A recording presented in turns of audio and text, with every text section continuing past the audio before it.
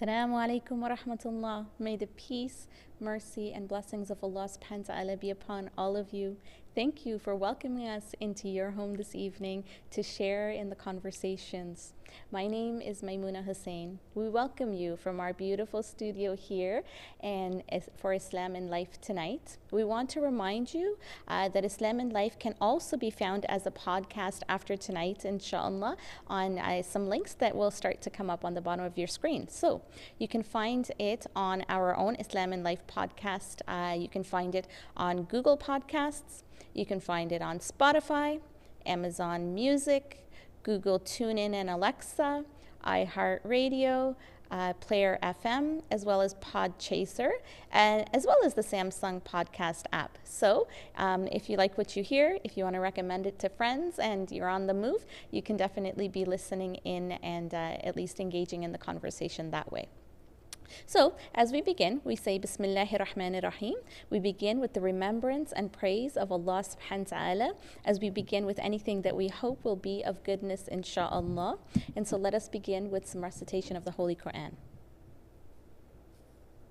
فسبحان الله حين تمسون وحين تصبحون وله الحمد في السماوات والأرض وعشيا وحين تظهرون يخرج الحي من الميت ويخرج الميت من الحي ويحيي الأرض بعد موتها وكذلك تخرجون ومن آياته أن خلقكم من تراب ثم إذا أنتم بشر تنتشرون ومن آياته أن خلق لكم من أنفسكم أزواجا لتسكنوا إليها وجعل بينكم مودة ورحمة إن في ذلك لآيات لقوم يتفكرون.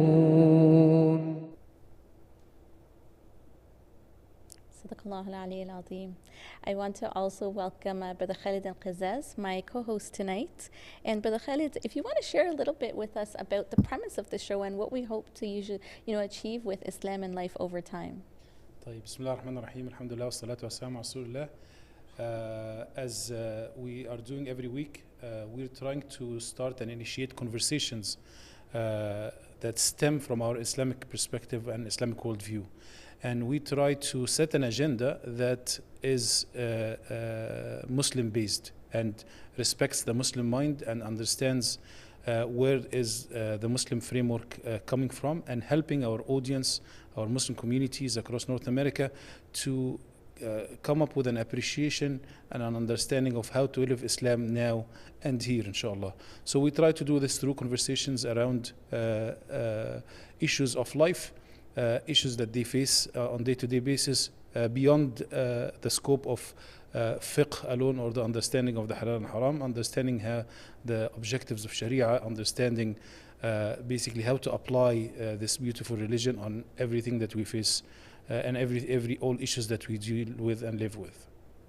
Jazakallah khair. And the unique part of this is that it's a conversation, and so our guests are, individuals who are really engaging in that narrative of, Islam and being Muslim in this North American context, either through activism, through academic research work, or community engagement and service to the community. And so the other part to this also is that we look to you as our audience to join in on this conversation and ask your thought-provoking questions so that we can have those conversations, and also have the opportunity for our guests to participate in that live conversation. So throughout the show, if you want to send in your questions or ask them live on Zoom, there are a few ways that you can do that. If you're on YouTube, just type in your question on the chat there. If you want to participate live on Zoom, you can find us. Our meeting room is 905-822-2626. Now, before we get into tonight's conversation, we want to invite you all to engage, as we do each week, with our critical question of the week. And Brother Khalid, I'll ask you to remind us again, what is this whole idea behind the critical question of the week? Okay, we'll keep hammering this idea every week so that we initiate a conversation that starts from the audience and starts from our community. And that conversation stems from an open-ended question that is not dictated by either ourselves or our guest. That's a conversation around a critical subject or a critical topic from an Islamic perspective. We'll invite you to think about these ideas, these concepts, these topics, these questions, and contribute online either through our YouTube channel, comments, or through our email, or our different social media platforms, or even if you want to email us these ideas. So a segment of the show is about basically asking open-ended questions and hoping that you engage in this thought-provoking process. So for this week, our critical question is, should we follow particular causes only when it is under the spotlight or trending? How do we combat anti-Black racism as Muslims through an Islamic framework? So give us your answers, give us your thoughts. You can do so on any of our social media platforms, or you can email us at productions@macnet.ca. So again, that question is about following causes, and do we do that when it's under the spotlight or trending? And given that it is Black History Month, February, how do we combat anti-Black racism as Muslims through an Islamic framework? So this seems to be two questions, Sister Mamouna, not one, but one leads to the other. And our question here is actually framed around the importance of acknowledging the existence of Black racism.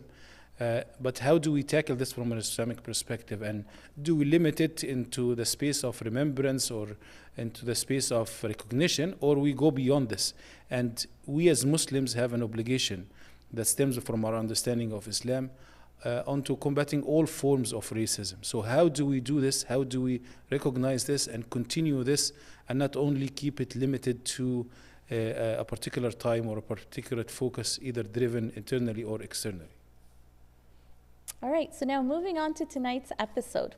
This evening, we will start our special series on Islam and the family unit, and so the institution of the family, and we want to explore this through various lenses. Tonight, we want to start that specifically around marriage. And so before we get into the conversation, let's take a look at what our research team has put together for us. Islam places a great value in the protection and maintenance of the family unit, as it is the nucleus of societal development. As translated from verse 1 of Surah An-Nisa, "And be mindful of Allah, in whose name you appeal to one another, and honor family ties. Surely Allah is ever watchful over you." Striving to protect the family unit is seen as essential in the Islamic faith, as it is seen as the foundation of society as a whole. In other words, the stability and prosperity of societies are directly linked to the health of the individual families. A healthy family offers its members a stable and secure environment required for the spiritual and mental growth of its members, who then contribute to a thriving society. Parents are also placed in very high regard, as translated from verse 14 of Surah Luqman, "And we have commanded people to honor their parents." In today's materialistic worldview, marriage is often seen as a transaction between two people and often ending in failure.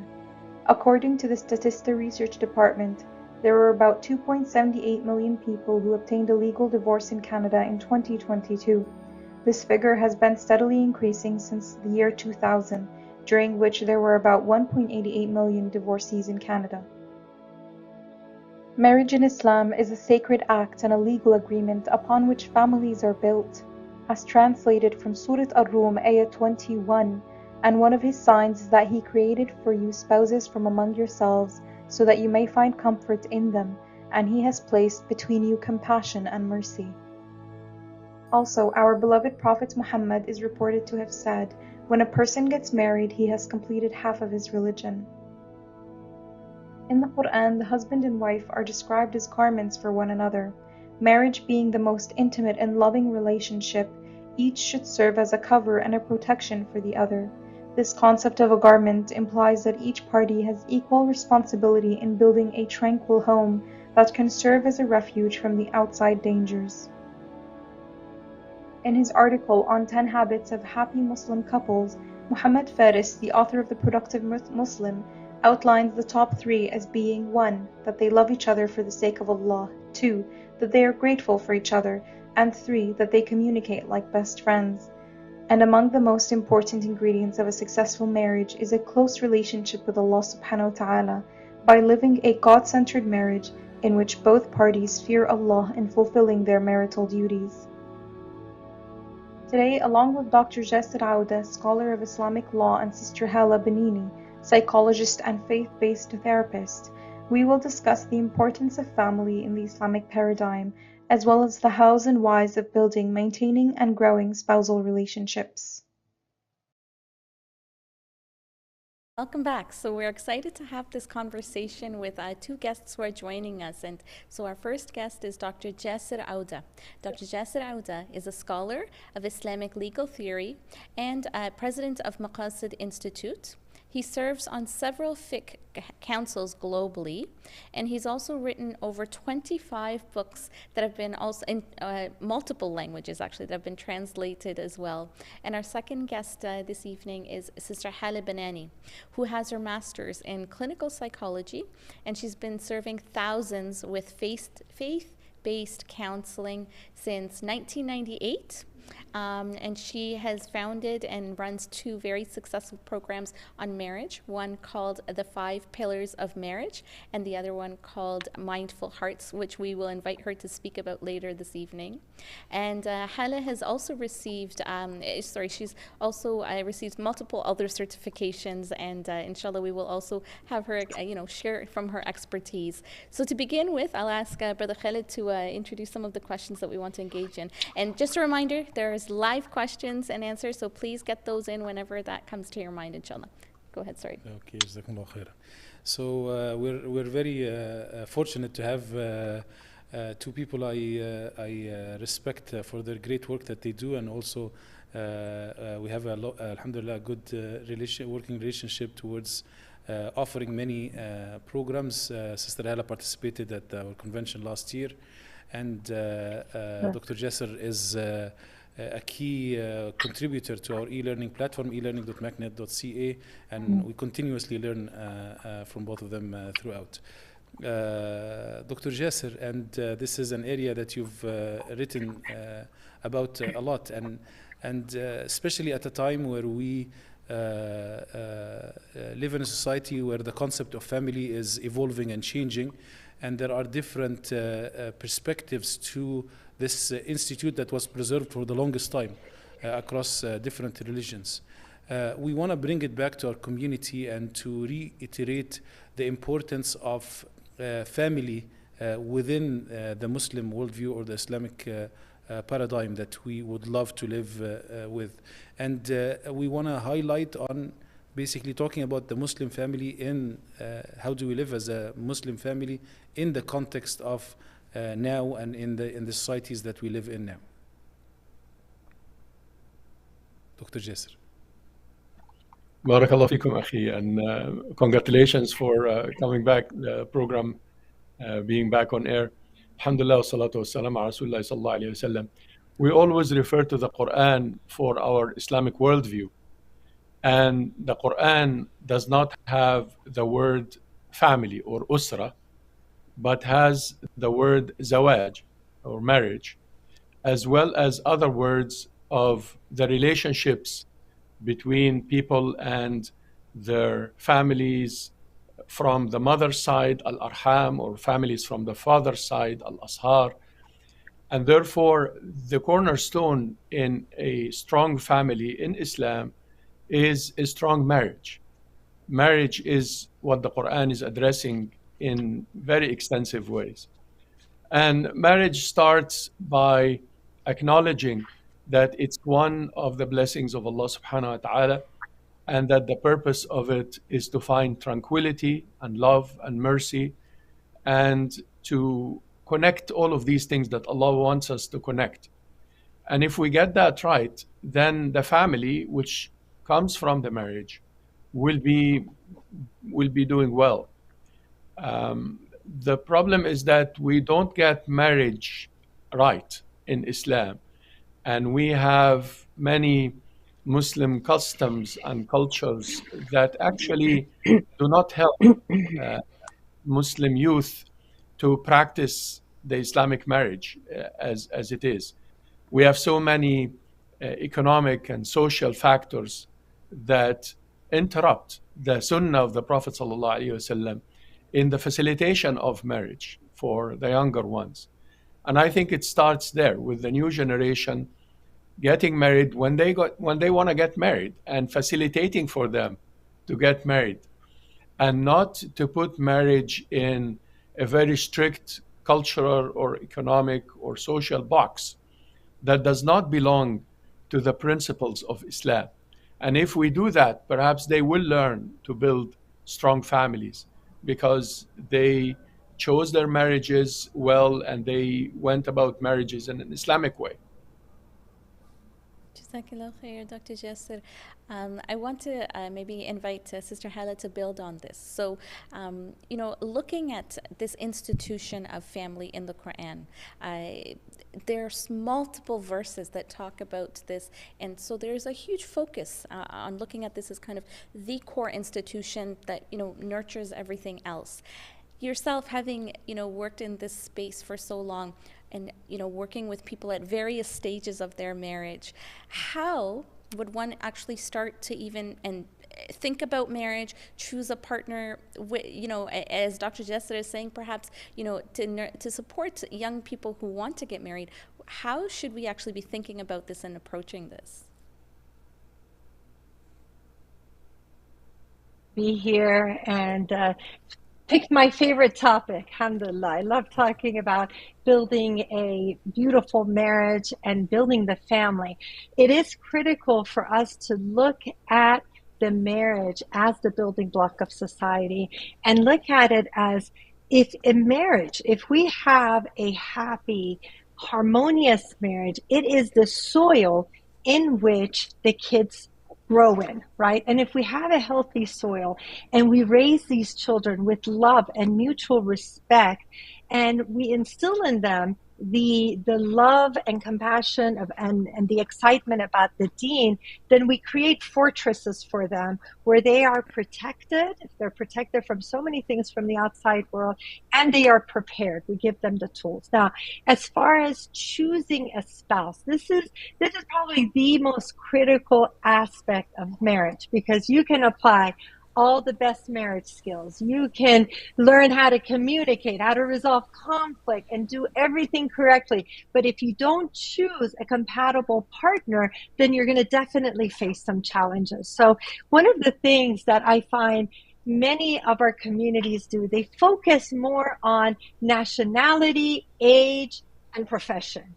That, you find someone who is in the same nationality and they're of the right age, and it seems to be the best match. But we really need to go beyond that. It has been proven that we need to have compatibility. We need to have similar life visions. We need to be able to have some things that really unite us, because if we don't take the time to know the other person, of course in a halal way, then it's going to be very challenging to build a life together. I've come up with the 3 and 3 rule, which makes it easier, because many times people have a scroll of 99 things they want in their spouse, right? And it makes it very challenging and difficult to find these characteristics. So I boil it down to 3 things you can't live without. These are the things you have to have for your happiness. You need it for your contentment, and it varies for each person. So you boil it down to those 3 things, and it varies. And 3 things you cannot live with. This is characteristics that if you see it in another person at the masjid, you may want to run away. It's something that is going to cause problems within your relationship. And you narrow it down and make it a lot simpler rather than being overwhelmed by it. And when you make it simple and you don't make it so difficult, the Prophet ﷺ, first of all, told us that the best amongst you is the one who is best to his family. So we know how much it is valued. And جَعَلَ بَيْنَكُمْ مَوَدَّةً وَرَحْمَةً, that Allah has put between you mercy and love. So we need to choose someone that they're able to bring out the best in us. One of the most important things, and what I focus on, is making sure that you are at your best and you come into the marriage ready to give rather ready to take. And part of the Mindful Hearts Academy is teaching you how to be the best version of yourself, because when you are at your best and you are tending to yourself emotionally, psychologically, intellectually, and you come in and you have so much to offer, and you will attract the right person. So instead of making just that long list of all the wonderful qualities you're looking for, try to be the person that would attract a person that you are looking for. Jazakallah khair. Thank you, Sister Hala, for expanding on that. I guess to then, the takeaway here is there's a focus on the self. It's not just about, what we're looking for in the other person, but there's a focus on the self, as you were saying, bring your best self. So now to move into the next space, which is the next stage, which is how do we then maintain and grow a marriage within the Islamic framework? And maybe Dr. Jasser, if you can help guide us on this. Wallahi, I believe in the very importance of the founding of the marriage. The maintenance of it is an outcome of that. And perhaps like at this age of mine, I could advise my brothers and sisters who are parents not to complicate things for our youth. Because what my sister is saying about focusing on a particular nationality and a class and so on is not Islamic. Islam, it doesn't have this, but this is what the parents usually force on their children. And our children in Canada, behave in the Canadian culture of not caring really about people's color or people's nationality. I intervened in a number of cases recently where the bride is Arab and the bridegroom is African, the bride is Malay and the bridegroom is European. And there are many problems from the parents' side, because they don't let the kids choose whomever they want. And it is very healthy that the community in Canada and the younger ones go open-minded about that and choose from other cultures other than theirs and other races. And I think that this diversity is going to help the community grow on the longer run. So we teach them how to build the family that they want to build with the person that they want to build the family with, rather than a person that we prescribe for them. And that will help maintaining that family, because they made a choice based on personal convictions and based on what they like in the world, even if it doesn't exactly suit what their parents like or what the families back home do. And I think that this is important, because I see also cases where the parents are very difficult to deal with in terms of marriage, and then the kids start to do wrong things.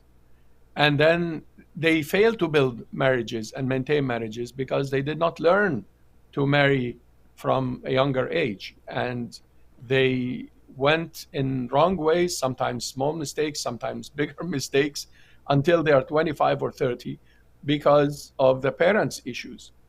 And that is important, because if the kids enter the marriage in a clean way and young enough, we don't have to go by the dominant culture that you marry when you're 30, because we have a different code of ethics from the mainstream. And therefore, if we train them to be responsible at a younger age and build a family with the person that they feel is right for them, then perhaps we can maintain the family in a better way. Jazakumullah khairan, Dr. Jasser. And I have a follow-up to this. Dr. Jasser focused on the parents for some time, but I will push on the guys now, the young men. And in many situations, we see this as sometimes a trend in some communities, where you talk to a young man who has just graduated or has been working for a couple of years, and it is not from a financial perspective, the finances are there. But you ask them, why are you interested in getting married? And they tell you, I'm not ready. And that's a very common answer in terms of readiness. And I feel that this has a relationship with the environment and the society that we live in. But I would like you, Sister Hala, to give us an insight on what does ready being means in that context or as an excuse, and what is the true meaning of ready to get married as well. So when should you feel ready? Well, that's a wonderful question to ask. When should you get ready? I think maturity has a big role to play in it. If you have the maturity, and it doesn't necessarily have to do with age, it has to do with sometimes spiritual maturity. Someone could be very ready for marriage and they have lived a righteous life and they want to secure half their faith by getting married, and they have that readiness, then that is excellent, and it should be supported by the parents. Now, why are some people saying that they're not ready? And it could be because of the societal expectations. There is a long list of things that they know that they need to be able to prepare for. Sometimes the meher, sometimes the expectation of maybe an extravagant wedding. Maybe it is the parents that are requiring a certain lifestyle. And this can really limit our ability to get married. And we know that if we make it difficult for the people, making the halal difficult, then the haram becomes much easier and more people go towards that. So we really need to facilitate, we need to keep things in mind, because the Prophet ﷺ has taught us that he puts barakat on the marriages that are, they are simple, they're easy, the meher is lower, that you are trying to unite two individuals without putting unrealistic expectations. So the readiness may be financial, but some people may not have the readiness as far as maybe they have a trauma. A lot of the clients I work with, they have dealt with inner trauma. They know that they have issues in their relationships. They may have anger issues. They may have certain addictions. And maybe the fact that they're not ready is that they may not want to bring all of that baggage into a relationship. So what I would say to that is start working on yourself. Try your best maybe to seek the professional help. And you can never be at a point where you say, all your problems are resolved. I have no more emotional issues, no more financial issues. So you want to be realistic about it as well. But I really respect when people recognize that there are certain aspects of themselves that they need to improve. So if someone has, let's say, an anger issue, it's a good idea to work on that and to be in a better place so that when you do start a relationship, you come in well equipped and you have most of the things under control. If I may add as well, since we mentioned about the guys, I think part of it as well is to teach our boys manhood and to teach them to be tough and to teach them to be responsible. The Sahaba got married at very young ages and they had kids too. I mean, they are responsible people, and that's how they carried Islam on their shoulders, and they went in the four corners of earth to spread Islam. We sometimes nurture our boys, too much, and protect them too much until they are in their 20s and they haven't carried responsibilities. And I think there's a general problem of manhood in the Muslim Ummah, but especially with our boys in middle-class Western societies. It's very important that we push them into boot camps and to see suffering in the world and to interact with the reality so that they grow up and they become men. And they are not way into their 20s just doing computer games and stuff. They should really stand on their feet as men of the Ummah, even if they were teenagers. I wanted to, both of you are touching on this, and this is, the expectations that people bring either of themselves or of others, of the other person in a marital relationship. And in Islam, that we try to look at this beyond a transactional relationship between two people. And so and now looking also at the fact that the divorce rate, and I think this is both in the Muslim and non-Muslim reality in North America, is increasing. And so what are these challenges that are contributing to this, and how do we think about this? And there's a difference, for us as Muslims. We don't look at this as a transactional relationship between just the husband and wife. And so I want to ask both of you, maybe Dr. Jessie, you can start to touch on this in terms of, how do we approach, what kind of frame of mind do we approach challenges with when it comes to marriage? Well, divorce in Islam, or talaq, could be a problem and could be a solution. And people who are getting married, they have to know the fiqh of that, the understanding, the deep understanding and knowledge of that. When is divorce a solution and a way out of a non-dignified situation, especially our sisters, if the situation doesn't get better and they are not dignified in their marriage, and we take the steps of trying to people to mediate and so on, and then talaq could be a solution. But also talaq could be a problem if it is done carelessly, and just people just get married and get divorced, without carrying the burden of responsibility for that, especially if the family has gone steps and had children, etc. So it's important that we teach our next generation the difference between divorce as a solution and divorce as a problem, and to teach them to avoid divorce as a problem, and to try to keep the marriage that they start at a young age, because that is the wise thing to do. And that is how you could develop your life in a better way, rather than managing several marriages and so forth. But the problem is not in the numbers. The problem is how we deal with divorce. Allah subhanahu wa ta'ala talked about that in the Quran in many ways, and gave us details so that divorce is dignifying. It's not, people want to kill each other, families and so on. And therefore the society and the community and the children, if any, are not traumatized by that. So it's important that we learn what Islam says about divorce. Allah. Jazakumullah khairan, Dr. Jasser. And we jumped to divorce, but we want to maintain the family first. So in between, we started off with I can add how on to to choose. that. Yes. So in between, hopefully we don't reach that point if it's not necessary. There are, of course, elements that strengthen and keep a marriage strong, and a foundation that the couple invests in from the beginning.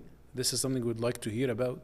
But we also want to talk about, address some of the challenges that we would like to avoid. And I would name some of the challenges related to the nature of society that we live in. So there is a constant competition between rights. It's my right to do so, it's my right to do so, it's my right to do so.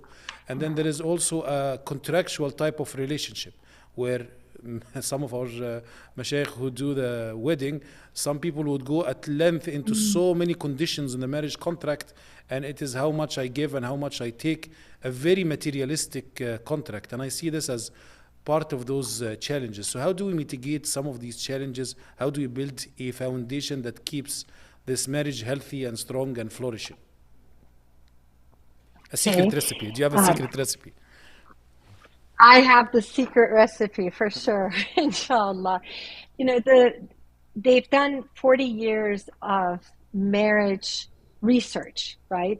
And to see how is it that some marriages last 40, 50 years, and then others can barely last 5, right? And they've found that across the board, the one aspect that unites the couples and they make their marriage last is a friendship. When you have a friendship with your spouse, and that means you are kind to one another, you know your likes and dislikes, you spend time, there's quality time, and that friendship is what secures a strong, loving marriage. And that's what we need to build. And that is one of the concepts that we need to develop. Now, how do you prevent it from being transactional? How do you prevent it from my rights and your obligations? Is that you go in with the motto, and this is the motto I like to live by and teach: live and love with a higher purpose. What is the higher purpose? The higher purpose is pleasing Allah. When you see your spouse as a way to Jannah, when you see that every action and interaction is not just between the two of you, not just behind closed doors, you can be one way and then in front of others you're a completely different way. No, it is about having the ihsan, living and knowing that Allah is watching you, Allah is hearing your words, Allah is seeing the actions. And when you live with that God consciousness, when you live with that understanding that everything that you do takes you either closer to Jannah through your spouse, or we are going to get closer to the hellfire. And that, when you keep that in mind, then it's no longer transactional. It's not, I'm nice to you when you're nice to me. It's about, I am getting a specific grade with Allah because of my behavior towards my spouse. And I like to ask everyone, what grade are you getting as a spouse, right? What grade or what percentage are you giving to the marriage? Not the work, not the housework, not the cooking and the cleaning, but what are you putting into it as far as love and compassion and mercy and helping and playfulness? If you are not putting into it, and if you have a grade that you would be ashamed to see on a piece of paper, then there's a lot of work that needs to be done. Then we need to definitely, so a secret recipe is build that friendship with your spouse and be God conscious. Be aware that Allah is watching you and hearing you, and every step that you take could get you closer to Jannah by doing that. Now, you asked about, did you want to say something, brother? No, Allah bless you. No, what my sister Hala is saying is actually the core of the Islamic approach to marriage, because many of our youth approach Islam in a very legal way. I get sometimes in discussions amongst my brothers and sisters from the younger generation, and I tell them, why are you guys talking as if you're standing in a court? Like, why don't you talk about the issue of love and mercy?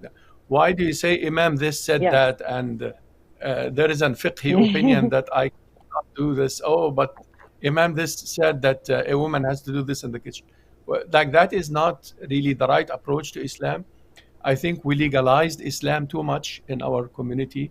Yes, of course, Islam has a legal system, but our approach to Islam cannot be that legalistic when we deal with marriage. It has to be based on the higher purposes, exactly as my sister is saying. And the higher purposes are the foundation of this, not legal jurisprudence as if we're standing in a court. Yes. And many times people... Oh, go ahead. Yes, sorry. So you just want to remind our viewers that they can call in or ask questions. And so we have a question from a viewer, and we're ready to take that. Assalamu alaikum. Oh, the question's on the screen. Sorry. Okay. What are our institutions doing to teach youth about choosing the right spouse and later how to maintain their marital relationship?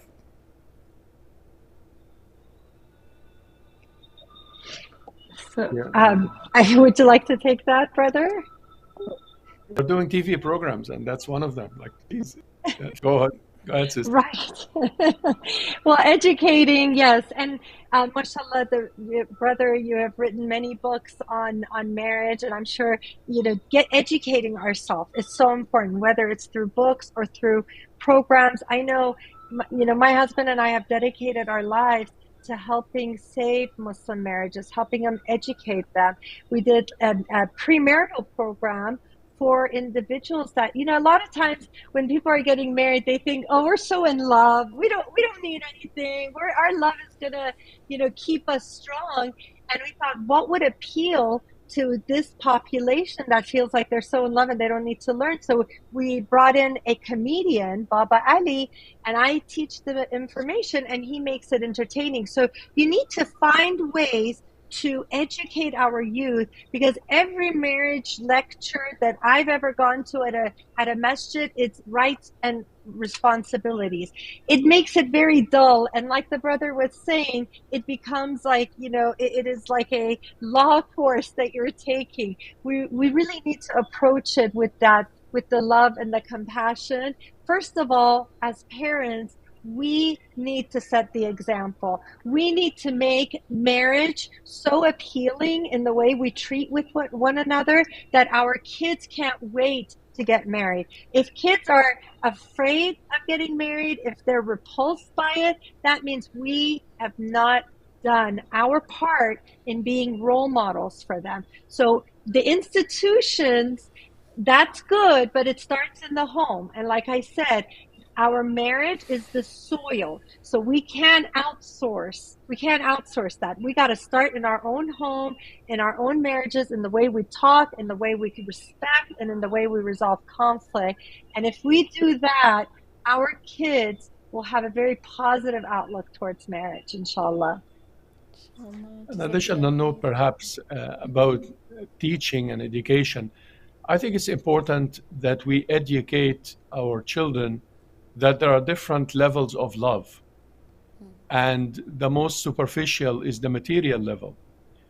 Perhaps teach them love in a better way. Love in Islam is not about the picture. Of course, the Quran mentions, وَلَوْ أَعْجَبَكَ حُسْنُهُنَّ, somebody likes somebody's outlook. But that's the most superficial way of building love.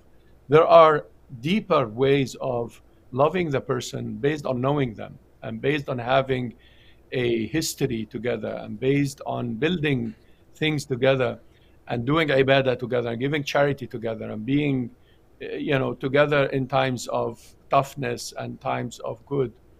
And just to teach the children that the material, fashion industry kind of definition of love is not really love, is not the highest level or the deepest level of love between men and women in Islam from the Islamic perspective.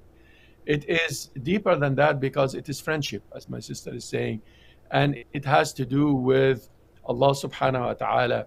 And it doesn't mean that it's not materialistic or it is like a Sufi love or any of it. It's not like that, but it's a depth of love that is mature and based on principles and value, rather than based on the outlook of the entertainment business and the fashion industry. So Jazakumullah khairan. I want to take the conversation back to where we started, and as we talk about the family as an institution and the family as a part of the wider community and society. So there is, as you've explained, the roles and duties of the individuals to maintain and benefit from a healthy marriage. But we also find ourselves now where the Muslim communities are among the last communities that are protecting and defending the traditional marriage and the traditional family unit. Is there a role both ways for the individual to take this into consideration, the role of us as individual Muslims in these societies to play in maintaining that big picture? And then the second is, what in a setup where the society is different, there is no big extended families, there is no legal structure to support the rights and responsibilities within and outside marriage and so on. Is there a communal role within the society to also protect that family unit and maintain it this way? And I'll leave the question to both of you. Please, Mrs. Fadal, go ahead. Barakallahu feekum. I think the marriage role that the institutions, I mean, could do in order to protect marriage has to do with facilitating counseling, but from an Islamic point of view, rather than counseling that is based on values that are not Islamic. Society could define family however they want. In Islam, Allah defined the genders of humanity, and Allah subhanahu wa ta'ala defined to us in detail what is a right marriage versus what is called zina in Islam. And it's very important for every Muslim to know the difference between zawaj and zina, marriage and adultery, what we call adultery in Islam. And what we're talking about now when we talk about family, we're talking about marriage. We're not talking about adultery. And adultery is not marriage. If people get into a conceptual confusion, then there is a problem with their Islamic understanding. Legalities aside and what is allowed by law in a liberal society aside, drinking is allowed and usury is allowed and so on, but nobody said that drinking is a right or usury or Muslims should do that. So my point is that we should maintain the worldview of Islam very clear about the difference between zawaj and zina, and take zawaj in its higher purposes and so on, rather than the superficialities of it. Sister Hala, do you want to add? Yes. Well, I would like to address one of the questions you asked, and we may have overlooked it, about some of the challenges that we face in the marriage, because that is something that I deal with sometimes 10 hours a day when I'm doing the marriage counseling with the Muslims from all over the world. And I find that there are some main issues that are happening in our marriages. One is a power struggle between the husband and the wife, where there's this constant there's a constant feeling of like, who's in charge, right? And what has happened is that as women, we've had to adopt a lot of male-like characteristics to get ahead, right? Whether it's being assertive, being having to speak your mind, and these characteristics have served us in the workforce, but then when it comes to our household, it can create a lot of struggles. So this is something that addressing the power struggles and realizing that there are times you can dial up and dial down. So it's very important to be in touch with the femininity and be able to bring out the best in your spouse and not necessarily force it, right? It's about having that compatibility. Then another issue that comes up, sadly, I'm very sad to say this, but there's a lot of infidelity in our community. And this is not something that people talk about, but this is something, many times I will have 4 or 5 cases a day of this in our community. So we need to really safeguard our marriages. We need to see, what are we doing? How can we protect our marriage? How can we safeguard it from any form of infidelity? And if that does happen, is the marriage over or is it salvageable? So these are some of the common issues. And then the involvement of in-laws, right? In-laws, they say in-laws or outlaws, and it's understanding this delicate relationship where, sometimes there could be unreasonable expectations from the parent side, and sometimes, the daughter-in-laws or son-in-laws can be very unreasonable and cut ties. So these are the main issues that I am seeing on a daily basis, where couples are on the brink of divorce because they don't know how to resolve these major issues that are going on in their marriages. If I may add a note on the infidelity that my sister is talking about, actually we should differentiate between different kinds of that. If we're talking about zina, again, from the man or from the woman, then this is a major crime towards Allah subhanahu wa ta'ala and towards the marriage. If we're talking about the man marrying another woman, it could be a right for the man in Islam, but also his wife has a right not to agree to that. Prophet Muhammad did not agree for his own daughter. And he said that he will dissolve the marriage if Ali ibn Abi Talib radiallahu anhu, karramallahu wajhah, went ahead with that. So we should not misrepresent the right of a man in Islam. Originally, of course, legally here in Canada, we have these restrictions. But originally, there is a right for having more than one wife, but it is not the obligation of his wife to agree to that. And it is her right to ask for her husband to only marry her and so on, and to resolve the problems if they have problems, so that we don't get into these problems of the second marriage being on paper a marriage, but really unfair to the second wife, as we see in our reality, and so forth. And Islam doesn't say that. Islam says that if a man marries two wives, that he treats them equally, exactly, and so forth, which is not really what happens in our reality in 100% of the cases. And to deal with infidelity, whether from the man or the woman's side in terms of zina, in a very strict way, that this is not, this is a total red line in Islam. And if people have problems with their marriages, they have to resolve that before they cross these red lines. Allahu A'lam. Jazakumullah khair. I want to just build up on Okay. on this discussion, and I think one of the contentious issues as well that is consistent and also is escalated between when the marriages come from different cultures or different backgrounds, and that's basically the concept of defined gender roles: the role of the man, the role of the woman, the role of the mother, and the children. I want to hear from both of you about that specifically. So, are there clearly prescribed gender roles when it comes to family responsibilities in Islam? And I know this is a subject for an entire lecture, but maybe if you can touch upon it, Dr. Jasser, then Sister Hala, that would be really appreciated.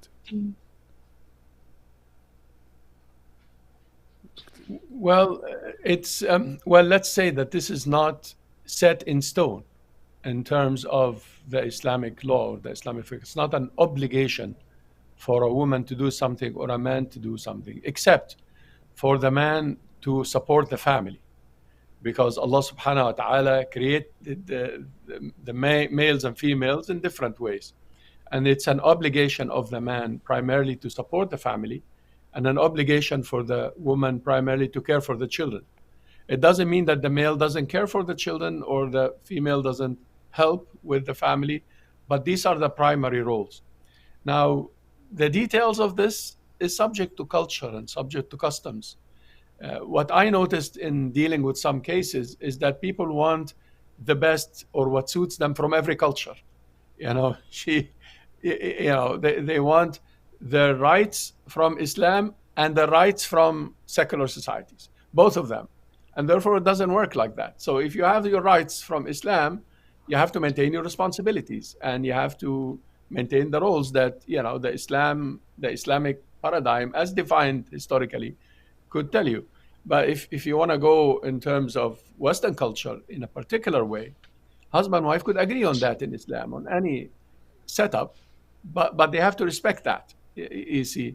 So, Allahu A'lam. Sister Hala? Sure. Well, I like that you said it's not set in stone. It is really important for a husband and wife to actually discuss this before they get married. So when I do premarital counseling with couples, I bring this up. This is one of the first topics because it has a lot to do with our expectations. What is your expectation of your wife? What is your expectation of your husband? Are there some specific gender roles that you are anticipating? And when you have this discussion before getting married, then there are no surprises. You can agree and you could have certain compromises. And also what I have found is that many people will go to the fiqh when they want to do the bare minimum, right? So the fiqh says that I am not responsible, let's say, for my in-laws, or I do not have to cook and clean, right? And then but they don't want the fiqh when it comes to what they receive. They want the maximum, right? Because if we look at the fiqh of what the husband is required to do is, shelter and food and I don't know how many garments. And so we need to have a Quranic characteristic. The Prophet ﷺ came to perfect our character. So when we look at a relationship, not as, what's the bare minimum that I can give, and then the maximum that I can take. This is kind of like wailun lil mutaffifin, right? Like you are trying to barter, you're trying to give less and take more, which this is very unethical and it's un-Islamic. So we need to go beyond the basics. I mean, the fiqh definitely sets the guidelines, but from a Islamic perspective, our character should get us to want to, let's say, to honor our in-laws, to take care of them. We should want to create a home, not just a house. It should be it's something that we look forward to pamper our spouse and our children and not look down on it. So it really has a lot to do with our mindset. It has a lot to do with our character. And sometimes when we get in the nitty-gritty and we try to find loopholes in the deen, then that's where the relationship will go sour. But when we go in with the best of intention and we are there to really ascend, because if you take care of your spouse and your children with ihsan, I mean, that is the easiest path to Jannah. It's not always easy. It can be challenging, but it is a way to earn Jannah. And I hope that we can look at it from that perspective more, rather than just saying, what can I get away with? What is the bare minimum? And what is the maximum that I can take? Yeah. I want to also add that there is a difference between fiqh and the history of fiqh. Fiqh is how the Quran applies to our lives. The history of fiqh is how people lived in, Baghdad or Syria or India 1,000 years ago. And we should not copy from the history of fiqh, our fiqh today, except for the fixed matters. I'm obviously not talking about, doing Hajj differently or praying other than 5 times a day. I'm talking about issues of marriage, of mu'amalat. We're not supposed to copy from the books of history of fiqh. We're supposed to have fiqh based on the Quran.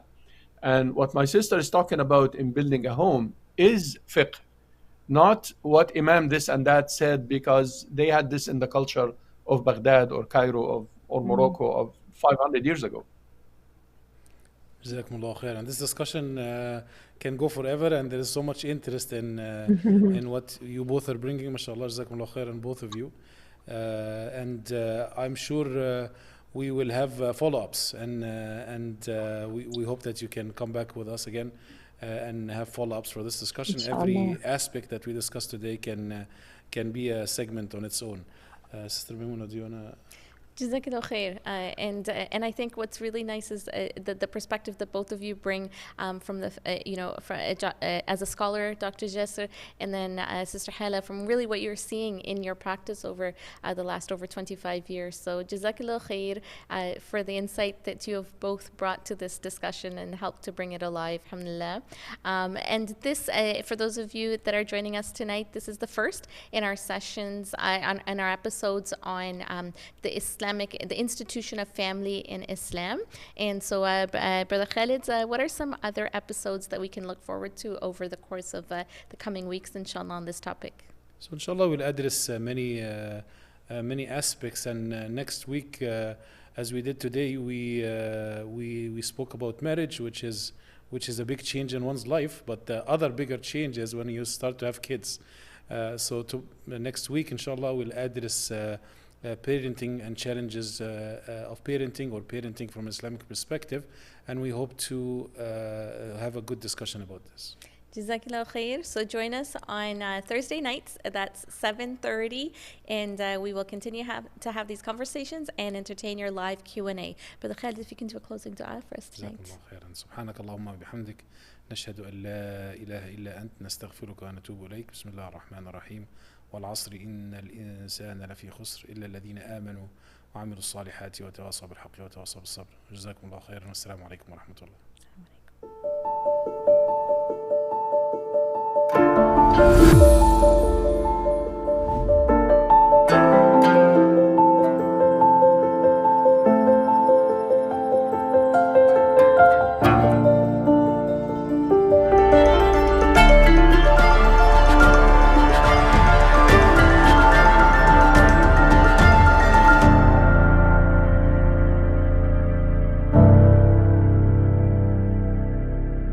Islam in Life is an online production by the